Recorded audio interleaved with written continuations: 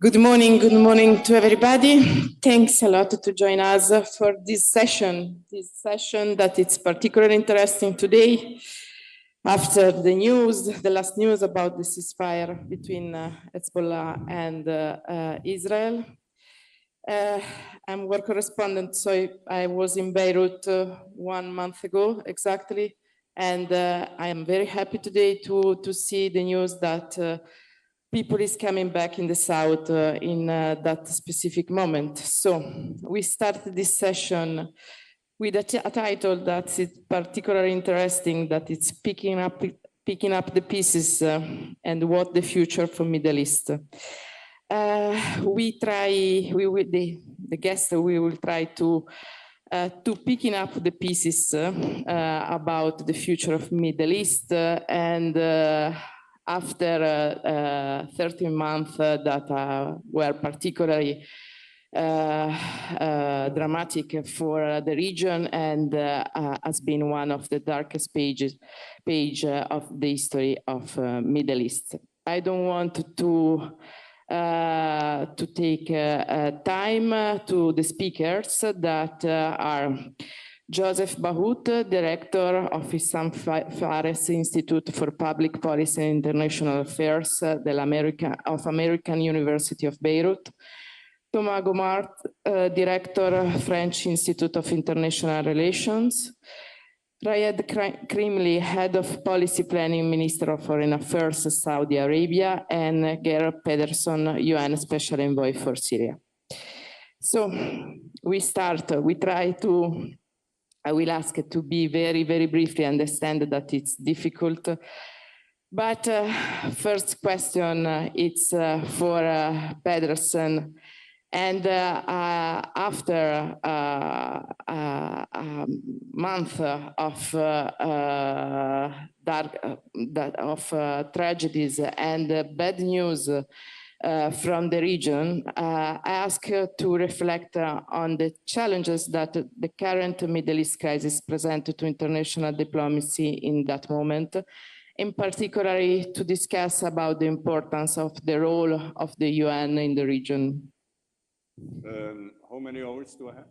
Yes. No, a few minutes, I'm sorry. Listen, I think there is, let me start by this, that obviously what we are seeing now is a failure of international diplomacy. And what we are seeing is, of course, also that failure is based into the international system. Because we know that the international system to work requires the cooperation of the 5 permanent members of the Security Council. And if that is not happening, the system is from time to time breaking down. But let's recall that this is not the first time this is happening. Not that that should be any comfort.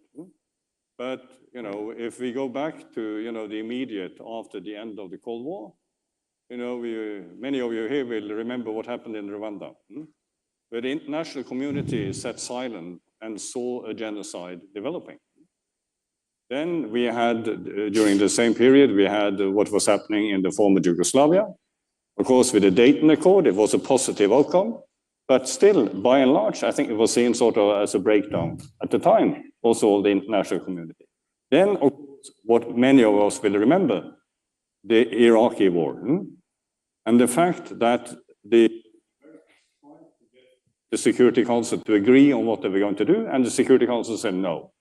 But still, the Americans went ahead and invaded Iraq. A gross failure of the international community and the international diplomacy. And then we could, we can mention many other examples. But what we are seeing then is, of course, what happened in Ukraine, what is today happening in the Sudan. A gross tragedy. The latest news I heard from the Sudan was that 25 million people may be in danger of hunger and famine. 25 million people. And it's registered, but nothing is really happening. Then we have had the ongoing tragedy in Gaza, Lebanon, and of course, the conflict with Israel and Iran. And we have had also then, and we can talk about that later, increasingly Israeli attacks in Syria. And you may have heard Netanyahu yesterday directly threatening President Assad. So why I'm saying all this? Because if we are to get out of this in a proper manner, we need to restore the cooperation within the international community. And if that is not happening, we will continue to struggle. And then the whole UN system will continue to struggle. But of course, it's not only about the P5. It's also about how the P5 is interacting with the region or not interacting with the region. And to be more precise, it's now the lack of American diplomacy in really connecting with the region and the crisis of the region. Of course, we're all pleased to see that there was a ceasefire in Lebanon, and God willing, that will be holding. But obviously, there are tons of challenges also related to that. But as of today, let's say yes, this is a great relief to the people, of course, in Lebanon. Sorry to be a little bit roundabout on answering your question. Thank you very much.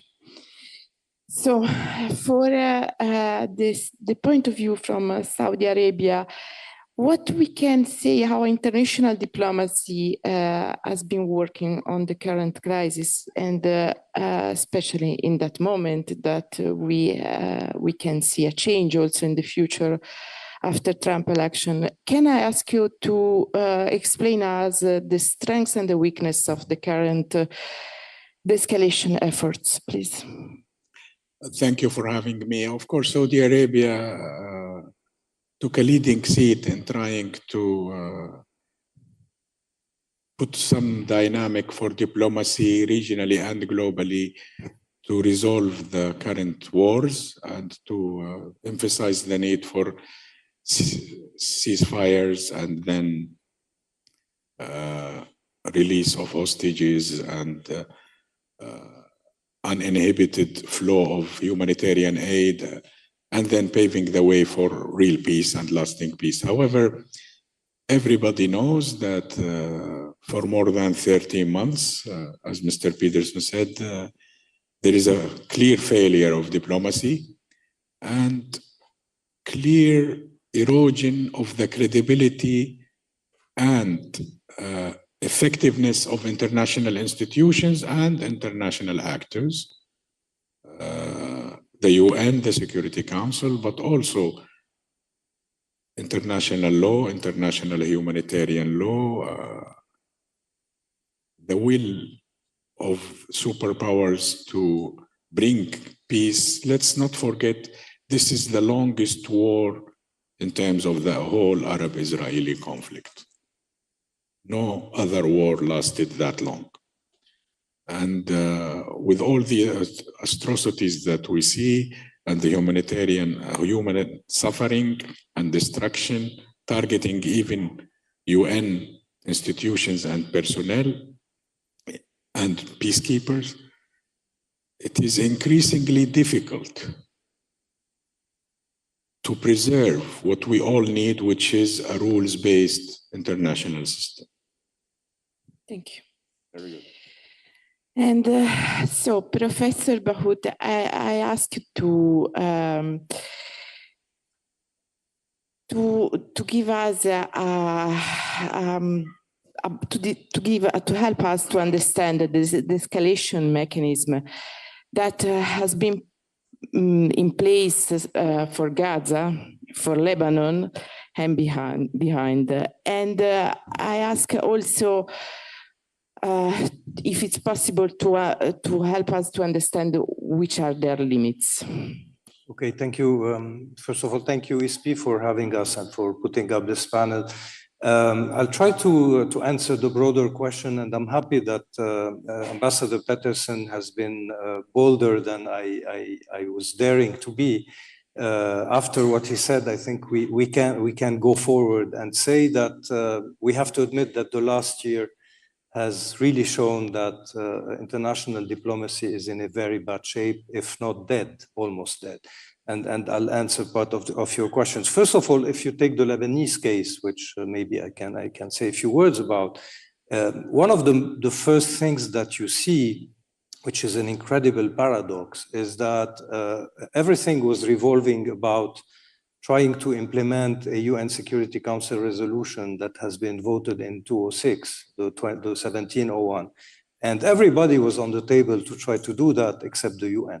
There was no UN envoy on that issue. There was no UN activity on that issue. It was left to the parties, to the local parties, and to one international actor, or 1.5 US and France, if we can say so. So this is one thing that is very significant, I think, illustrative of what the UN has become.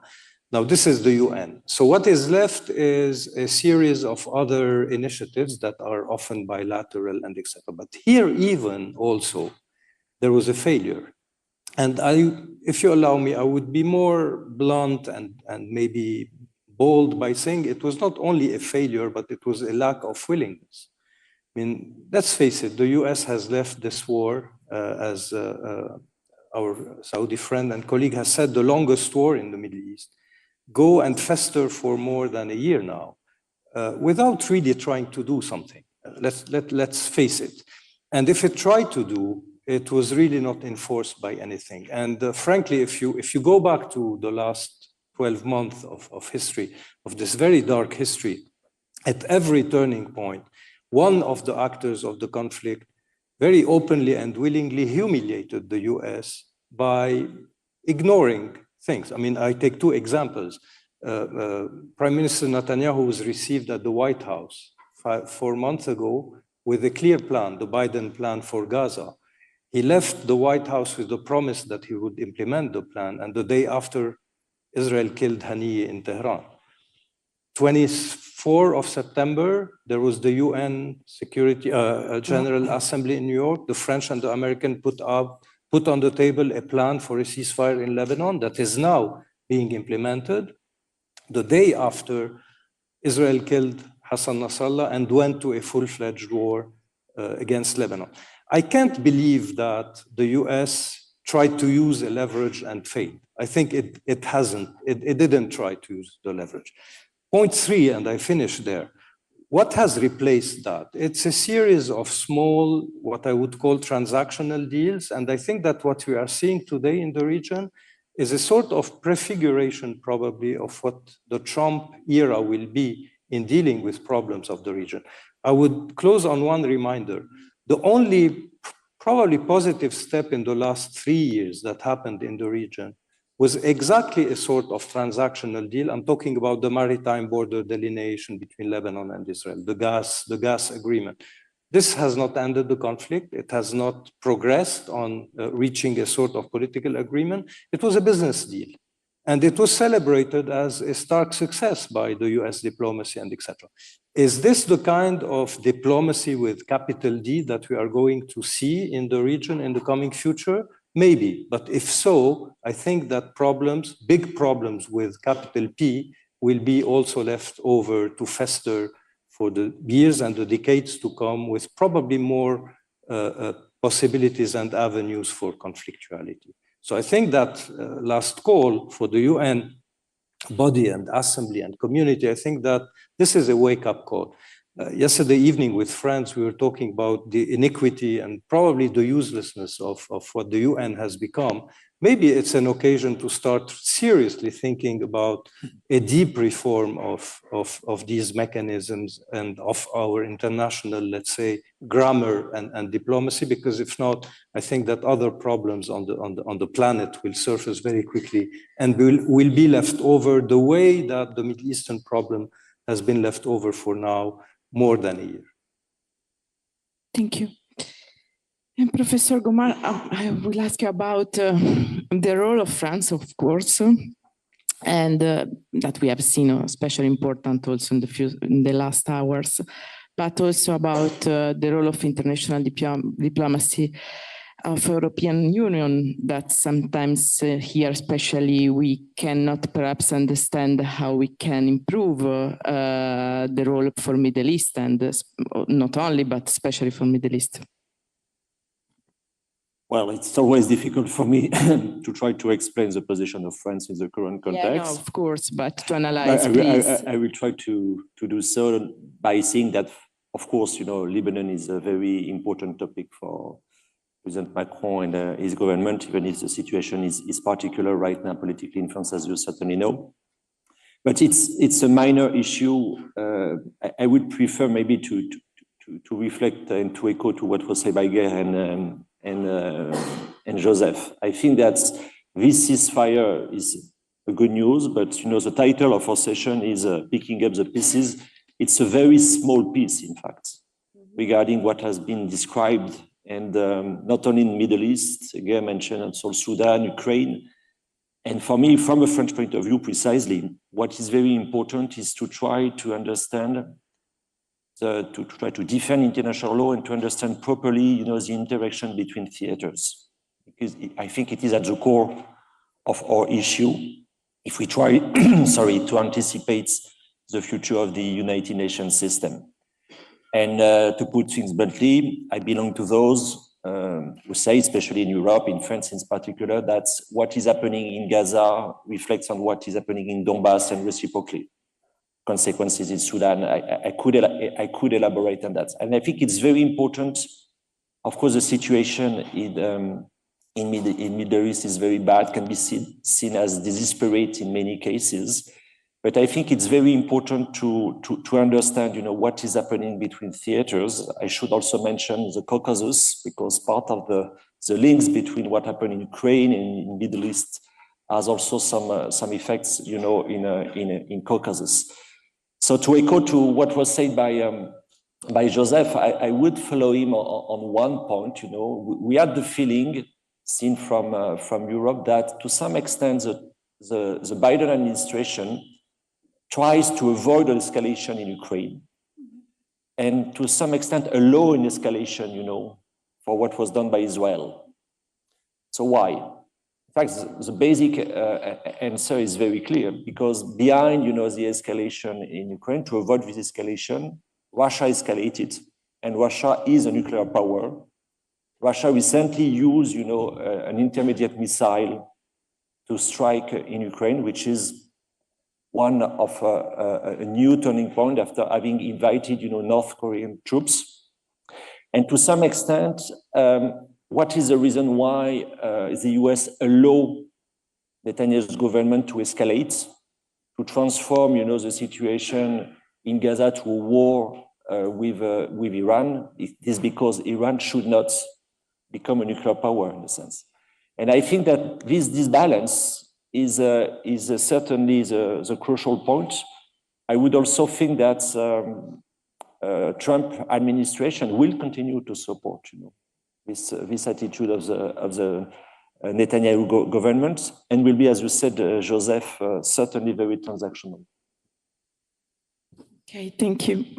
So the second part, very difficult, pick up the piece from the ground. But I will ask to every guest from his point of view, obviously, in particular from the point of view we start with the UN, how it's possible to picking up, if it's possible to picking up the pieces of this puzzle. Let me just very briefly remind us what the UN is. It's many different things. So it's the first and foremost is peace and security. Second, it's a huge humanitarian operation.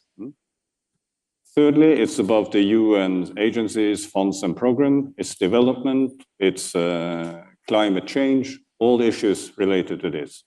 And linked to that, of course, the international financial system, the World Bank and the IMF. Then fourth, and this is extremely important, we have what I would call the normative aspect of the UN. So it's about upholding, as you rightly said, you know, the international order. It's the UN Charter, but it's also developing norms and developing the international legal system. That's also part of the UN.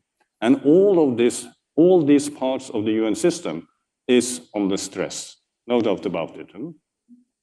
We are now, naturally enough, concentrating on international peace and security.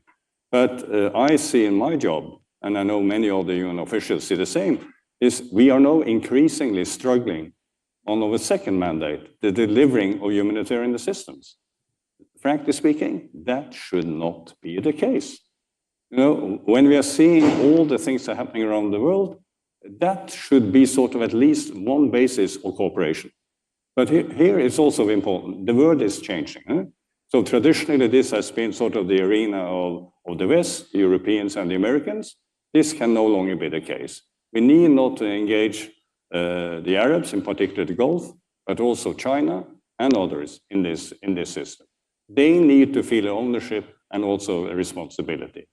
And then, of course, you know better than I, all the challenges now related to the development agenda.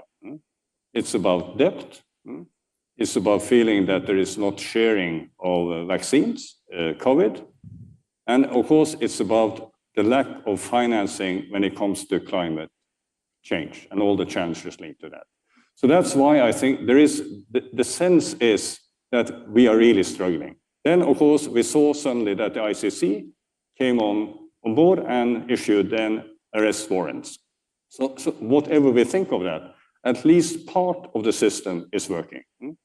So that's why I think let's look at the whole picture and let's try to improve the whole picture.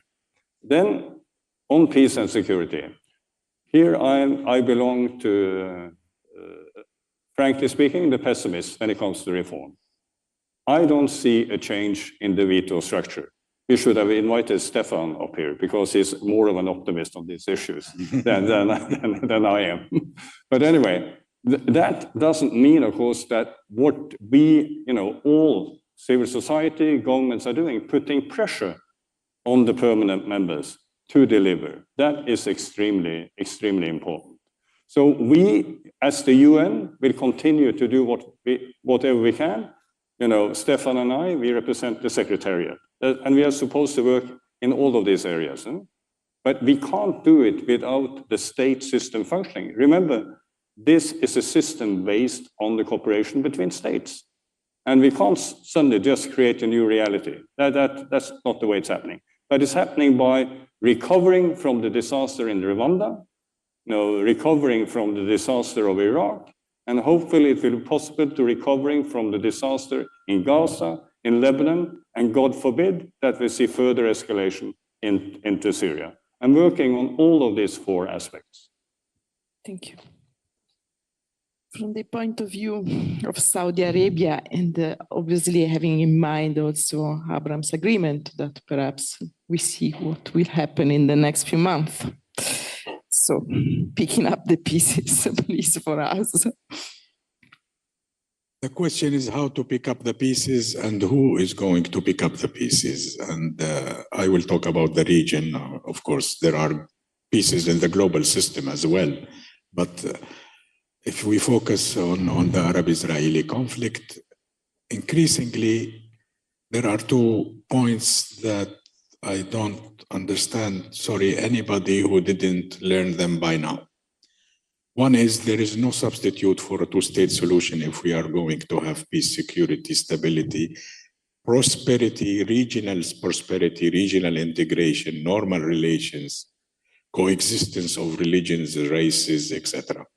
in the Middle East. 2, the 2-state solution will not happen unless we have a leading American role pushing for it.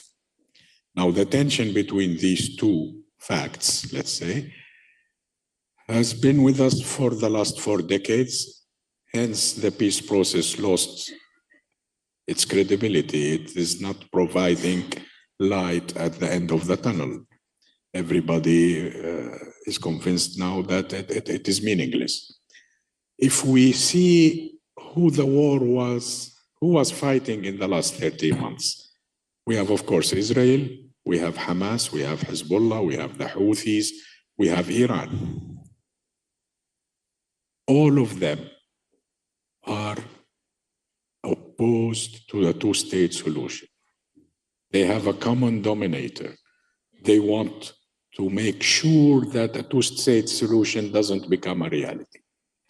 So there is no way we can move forward if we continue to sidestep or ignore the legitimate rights of the Palestinian people for self-determination.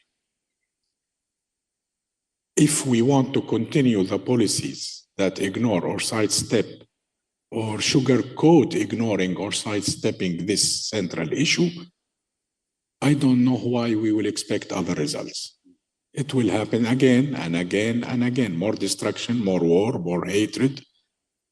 Is there an alternative? Of course there is. And Saudi Arabia and the GCC states and Egypt and Jordan are coming together every time, going all around the world. We convened 2 Arab Islamic extraordinary summits in Riyadh. We had the ministerial follow-up committee that went to all the globe from east to west, from north to south. We also are establishing the Global Alliance for implementing the 2-state solution. Frankly speaking, I have yet to find any high official from all these countries that tells me we oppose the 2-state solution. However, despite this consensus, it is clearly not going to be implemented if we continue this ignoring. The devil always is in the details, but especially regarding where the US position would be, including the next administration.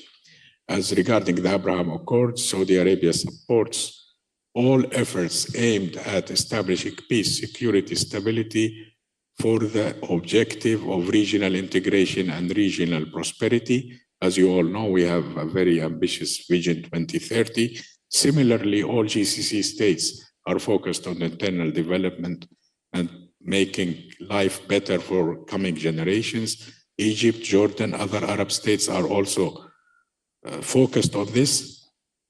This will not be a reality without resolving the Arab-Israeli conflict in a lasting peace in accordance with the international consensus.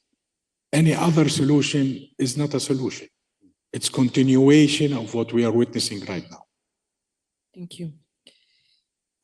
And Professor Bahout, I would love to ask the same question, but with a specific focus on which actors, with which regional players can help to pick up in the pieces.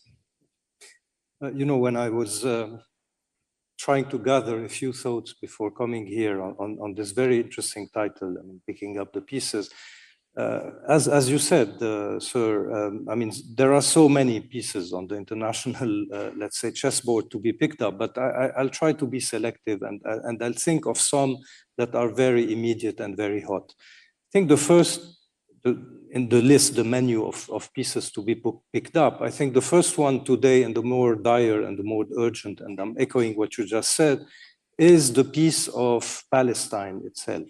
Not only the 2-state solution, the idea of Palestine.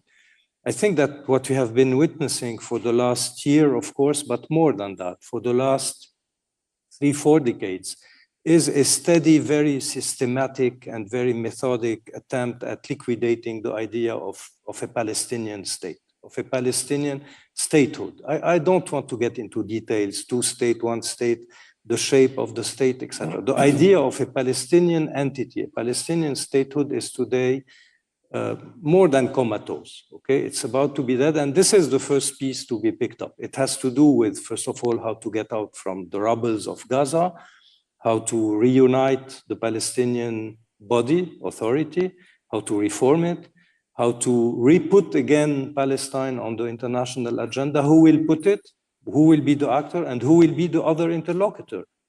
As you said, sir, there's no one today in Israel that is ready to hear and to listen about something called Palestine. And the shift today is going further towards some extremism. I mean, you have today high-level officials, an ambassador in the US and the US ambassador in Israel, who are telling you there's nothing called Palestine. We're not anymore in something technical called the 2-state solution and etc. It's about a people, an identity that is erased. This is the first piece to be picked. The second, I'm talking about my country, is now to pick up the pieces of Lebanon. Lebanon is in pieces, is in shambles today. Not only physical destruction, but you are facing today a polity that is very, very deeply broken, very deeply polarized, probably on the verge of many, many problems now that the war has stopped. Problems will probably start to pop up. It's an illusion I would like to have, to believe that because of the ceasefire, we are now getting into a sort of normal, rosy future in Lebanon. It's not the case. We are heading towards huge problems. On the political level, the institutional setup of the country, on the economic level, the reconstruction of the country, not only because of the war, but because of the crisis that has been left also festering for the last 5, if not more, years, and on, let's say, the mental, psychological level with a very severe, very worrying, very grave rise of hatred within the communities and among the communities in Lebanon. This has to be picked up also, and it's a probably very difficult Lebanese, let's say, work to do. The third one, since I'm sitting with Ambassador Peterson and we barely mention it, is to pick up the pieces of Syria. Syria is today in pieces, Mr. Ambassador. We'll talk about it in the closed meeting after that. Syria is today 4 Syrias. There's no Syria. There's the central Syria, which is itself also polarized and torn between Russia and Iran. And then you have the Turkish Syria in the northwest. You have something I don't know how to label in the northeast, which is a sort of condominium between Russia, America, Kurds, etc. And then you have the south of Syria, which is something else. You have an economy that is on the ground. You have a UN Security Council resolution of which you are the custodian, sir, 2254, that is today left completely without any work. The last Geneva meeting probably dates back to something like 1.5 years or 2 years. So you have to pick up these pieces also. And then you have the pieces of the regional order, the regional architecture, as you said. And here the question is, are we going, all of us in the region, to accept easily the idea that this region is today being rebuilt or built or reshaped by fire and blood and etc. in order to build up a sort of, I'm sorry to say it, but a sort of Israeli hegemon, an Israel hegemon in the region, by really redrawing the boundaries, not only the physical boundaries, but the political boundaries of the region to the taste of only one power in the region. Where is the equilibrium of power in the region? This is also a huge question and a huge piece to pick. And last but not least, and this is where we started the conversation, I think the biggest piece today to be picked up internationally is the international order. And the rule-based order, this famous or unfamous, or I don't know, if it ever exists, today we are probably called to think about that. Has it ever existed, this rule-based order, this liberal-based order that the Bretton Woods era has started when they created the UN? I'm very skeptical today, and this has to be also picked up. And we have to really think about the normative capacity of anything, the UN or other, to dictate new rules of the game internationally. I will end up by echoing what our Saudi friend has said. These are some of the pieces to be picked up, but the question is who will do this work? Who will pick up the pieces? And this is what we were saying in the first round. Today, I don't see candidates to pick up these pieces. The UN is there, but it's important and it needs to be rethought. And then you have the superpower, the UN, that is showing every sign of reluctance to pick up the pieces. There is a readiness to play on the pieces, to surf on the pieces, to do transactional things, to patch up things for a while, etc. But this will not do the job. And then you have other contending powers that are looking for a place for themselves, which is, from their point of view, legitimate. The contending power, the middle powers, the rising powers, China, Russia, Iran, Turkey, etc., Saudi Arabia. In such a system, I fear that our region, the Middle East, and the pieces to be picked up in the Middle East is as volatile and in transition as is the international system. And this is why I'm worried for the decade to come. Thank you very much, Professor. And Professor Gomar, I will ask you about Europe and again, because especially after September 7 of October, one of the most common expressions, especially in the newsroom, has become double standard.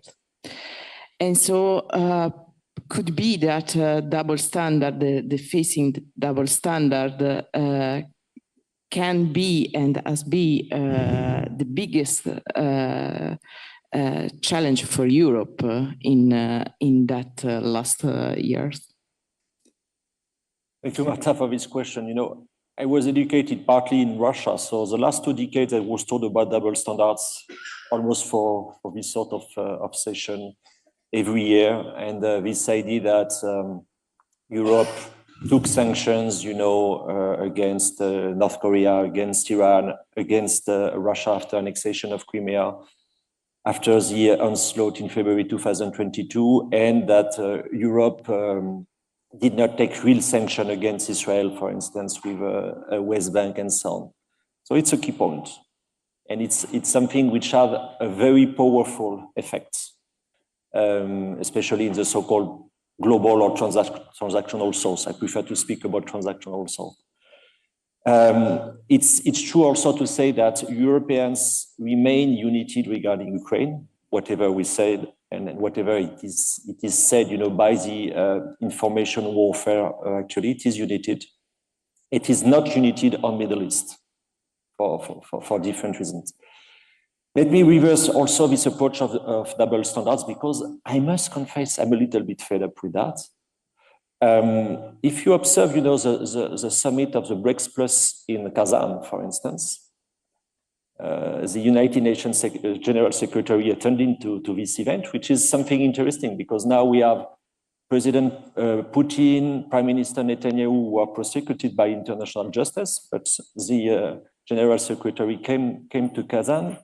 And there are many countries which explain all the time that you know, sovereignty, integrity, territorial integrity is at the core of the international system, and who apparently forgot, you know, what happened to Ukraine. So I think that double standard hypocrisy is certainly on the European side, no doubts, but not only, I would say. And it's important also to have that in mind if we try to precisely try to pick up pieces and to try to restore what can be restored in a very, very turbulent moment. Let me add one more overall observation. You know, it seems to me that this region, Middle East, reflects something more broad, which is a sort of, I would say, fragmented connectivity. 2 keywords. As soon as you're in the Middle East, especially in Gulf countries, you have a sort of futurist discourse about connectivity. We should be connected. We will be connected. We will invest on that infrastructure, which is a positive step, I think. But you have also this idea of fragmentation. And this keyword of fragmentation, it is now at the core of the, I would say, the general geopolitical scenario for investors and so on.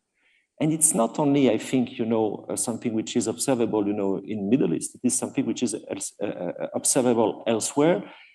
And the real problem, I finished my first round on that. I think the real problem for all of us is to try to anticipate the new or the continuation of the US attitude, because we will have now a US which said, you know, the so-called globalization, the so-called idea that connectivity will be the main direction, can finish. You know, we'll have a unitarist US, protectionist US. So what does it mean, I would say, globally, and with the consequences for the different regions? And on that, I will finish. I think it will be very, very challenging, not only for Middle East, but maybe more importantly for Europe. It's a way for me to be back to your initial question. Thank you very much. So thank you to everybody.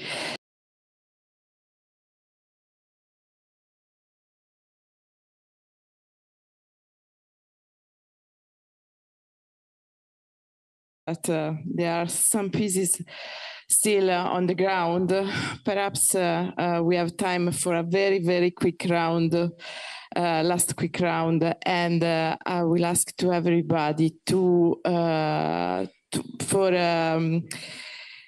your opinion about the last, about the agreement, about the ceasefire agreement, and what we can say for the next few hours from your point of view, obviously, very, very quick, because we are 1 minute for each, about the ceasefire in Lebanon, and which is what we have to expect for the next few hours. Very quick, what you can say, obviously, from your point of view.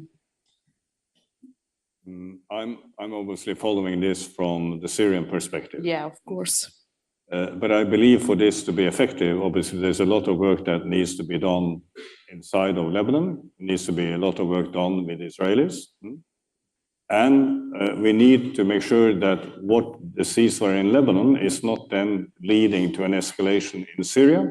And importantly, that we don't lose the focus from Gaza. Okay. What we need to see is, of course, the return of the Palestinian leadership to Gaza. We need to see an immediate ceasefire, and we need to see an end to settlement activities on the West Bank. So these are three things that needs to happen in parallel. And when it comes to Syria, there's so much at stake, but I will leave that to another session. So thank you. Okay, thank you. From you. Well, of course, everybody welcomes the ceasefire, and it is badly needed, of course. And one very positive sign is that already some displaced families from southern Lebanon are returning to southern Lebanon. I don't know if they are optimistic, but at least they have to. They have no choice except to be optimistic and try to return to their homes. And this leads me to how we can see some optimism, some opportunity in all these horrible crises. And I think we have to remember that the deterrence, the whole deterrence strategy of both Israel and Iran has collapsed. In Israel, October 7 itself was a collapse of the deterrence. In Iran, what they call forward defense, or whatever you want to call it, and instead of deterring attacks on Iran, needed Iran help to survive. And Iran paid a heavy price by weakening state institutions in all these countries that it had militias on. And this is where the airspace was used to attack Iran. So in the final analysis, it might be a wake-up call. There is some opportunity for a better future for all of us. We are working hard to achieve it, and we need the support of our European friends, and of course, of our American friends and the international community. But by having an opportunity, it doesn't mean it will happen by itself. It will require all of us working together to achieve it. In Lebanon, I see an opportunity that the country can regain its sovereignty, its institutions, can get rid of the very long disease that it witnessed in its history. Thank you. And for you, Professor, especially for Lebanon in that moment. Yeah, I'll try to be very quick. First of all, of course, everybody welcomes this with relief, but with also caution, because the mechanism itself is still very mined. I mean, there are many things that has to be monitored very carefully.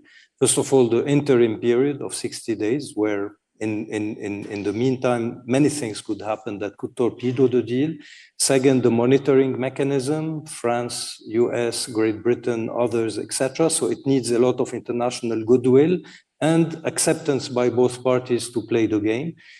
Third, of course, there are the pending questions that are not resolved by the agreement. It's a ceasefire agreement. It's not a definitive agreement. The issue of the border, the issue of the weapons, etc., which leads me to the second part that is probably the most important, the Lebanese domestic, let's say, menu of work. I think the first and foremost and immediate and most urgent thing to do now in Lebanon is to elect a president of the republic.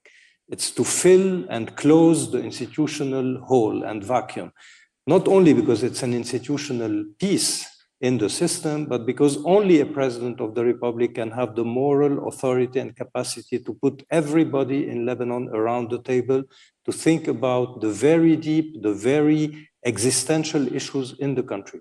The issue of strategy of defense and the weapons, the issue of reconstruction and economic recovery and economic growth in the future, and last but not least, and probably the most difficult, the issue of the social contract that is still, hopefully, I hope so, uniting the Lebanese. I think this is the most immediate thing to do. Of course, return of displaced very quickly, reconstruction, recovery, etc., will follow, but this is the cornerstone of the construction. And I hope that my fellow countrymen, the politicians that are ruling this country, will very quickly understand that there is something very quick to be done, and sometimes at the cost of their own egoism and self-interest.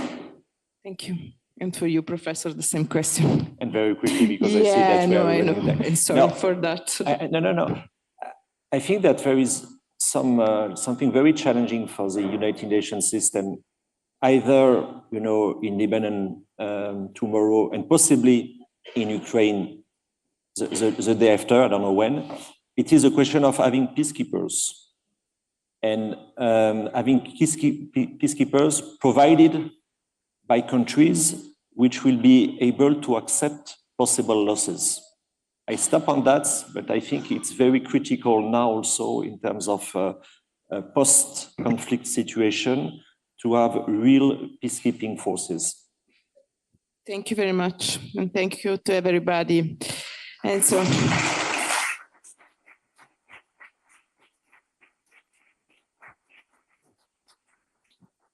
Really appreciate your strong support. Merci, Martin. No, merci, Martin. Thank you very much. Very good. Merci, Thomas. Thank you very much. It was good. Thank you. Thank you. Thank you. No.